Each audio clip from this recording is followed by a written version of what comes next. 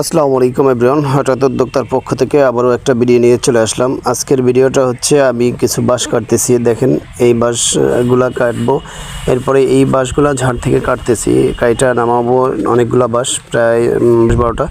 এই বাঁশগুলা কাটার পরে এই যে আমি এগুলো করার দিয়ে ছোট ছোট টুকরো টুকরো করে একটা 7 ফুট, এই 7 ফুট বাঁশগুলা করে এরপরে এই বাঁশগুলা মাথা চোক্কা করে এরপরে আমি এই বাঁশগুলা বিলের ভিতরে নিয়ে গেলাম। কারণ এই বাঁশগুলা দিয়ে কি করব সেটা আপনাদের একটু দেখানোর চেষ্টা করতেছি। এই যে বিলের ভিতরে নিয়ে আসলাম। আমরা এই জায়গায় 3টা জমি আমরা চাষ দিয়ে রাখছি।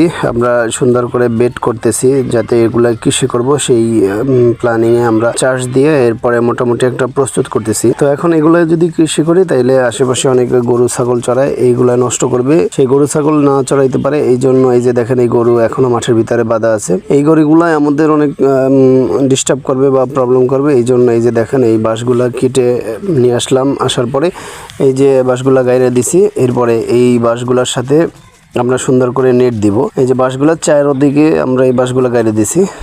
নেট দেওয়ার পরে এরপর সুন্দর করে এটা বেড়া দিয়ে দেব, যাতে করে কোনো গরু ভিতরে আমাদের কৃষির জমিদের ভিতরে না ঢুকতে পারে। তো সবাই ভালো থাকবেন, সুস্থ থাকবেন। আসসালামু আলাইকুম।